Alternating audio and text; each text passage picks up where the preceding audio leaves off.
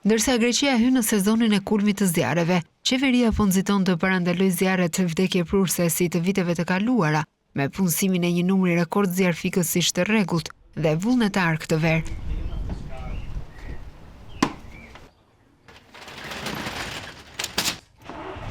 Ekipe të tilla, si ekipi i shpëtimit i zjarfikësve vullnetar të Ikalit, një periferi veriore e Athinës, do të ndihmojë forcat e rregullta në vijën e parë. Këta 60 vullnetar, gra e burra, janë pronar biznesesh, student dhe punonjës kompanish gjatë ditës, por natën dhe në fundjavë ata veshin kostumin e zjarfikësit dhe lën pas familjen dhe punët. 54 vjeçari Dimitris Marinelis ka qenë vullnetar për 4 vitet e fundit. Marinelis drejton një kompani ndërtimi në Athinë me bashkëshorten e tij Mariana, arkitekte, e cila është gjithashtu vullnetare mes zjarfikësve. Pronari i biznesit thotë se ndihet sikur jeton dy jetë. Për të shpërblimi më i madh, siç shprehet ai, është vetëm një falënderim që merr nga qytetarët. It feels like you are a different person, indeed, two lives. Ndihesh sikur je një tjetër person, sikur ke dy jetë. Profesioni im si biznesmen, ajo që bëj gjatë punës time duhet të reagoj dhe të merre me njerëzit dhe pastaj, kur bie telefoni, kur kam turnin, vi në ekipin e zjarfikësve. Në ato momente e gjithë kjo thjesht zhduket dhe në një farë mënyrë ndalon së menduari për veten dhe fillon të mendosh për të tjerët. You stop thinking about yourself and you start thinking about others. The only reward you have is shpërblimi vetëm që ke ndonjëherë është thjesht një falënderim nga dikush që e ke ndihmuar, pasi është një shpërblim shumë më i madh se të gjitha paratë e botës. This is a lot bigger reward than all the money in the world. Nga zjarret në të cilat ka shërbyer, një nga më të paharrueshmit ishte në rajonin verior të Evros në vitin 2023, i cili është ngulitur në kujtesën e tij për shkak të përmasave marramendëse. Zjarri i egër vijoi për disa ditë, duke vrarë 20 persona dhe duke shkatruar një zonë më të madhe se qyteti i New Yorkut. Marinelis kaloi 3 ditë pranë zjarrit, duke punuar natën në turne 8 orarëshe, duke shuar zjarre, duke mbrojtur vendbanimet dhe duke ndërtuar shuajtës e zjarri. I remember the size of it, the magnitude. I also remember the locals. Mbaj mend për masat e zjarrit, vendasi që ishin shumë mirënjohës për të gjithë vullnetarët, për të gjithë zjarfikësit. Kaluam disa ditë atje, fjetëm në fshatin Lefkimi dhe pastaj ishim çdo ditë në zjarr. Ishte diçka pabesueshme. Nuk isha parë kurrë një zjarr kaq masiv. Yeah, we were every day on the fire. It was something unbelievable. I had never seen something so big, such a big fire.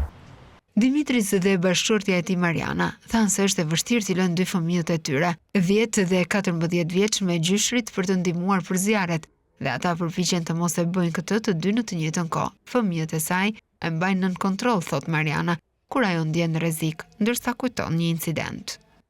It was a difficult situation.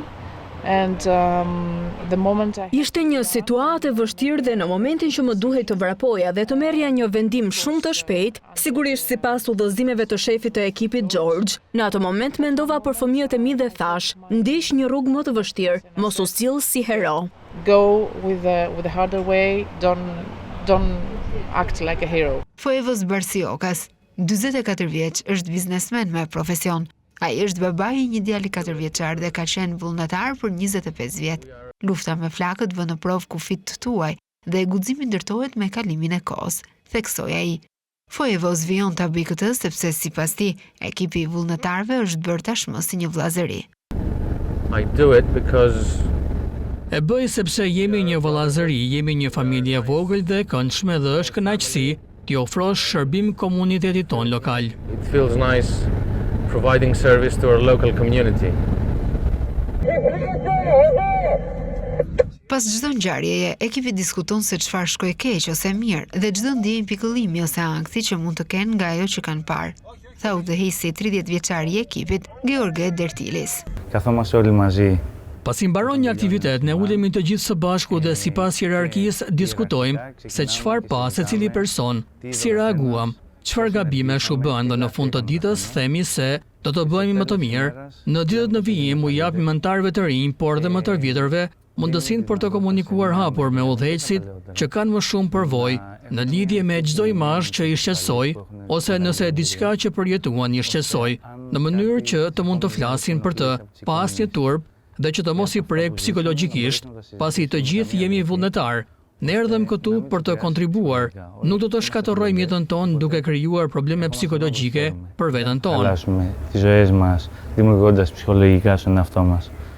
Në prill, gjatë një vizite në Ministrinë e Krizave Klimatike të vendit për të diskutuar masat e parandalimit të zjarreve, kryeministri grek Kyriakos Mitsotakis tha se vendi duhet të përgatitet për më të keqen për shkak të kushteve më të ngrohta dhe më të thata si pasojë e efekteve të ndryshimeve klimatike.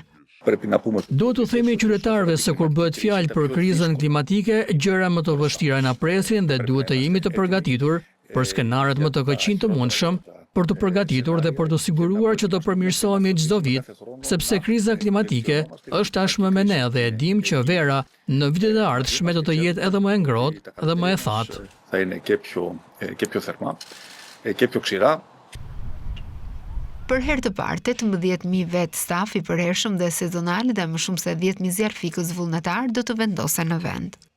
Athina ka ndarë gjithashtu rreth 2 miliardë euro për të bler avion të rinj, stacione meteorologjike dhe dron. Rreth 80 dron me kamera termike, thuajse dëfishi i numrit të vitit të kaluar, do të përdoren në operacione këtë vit.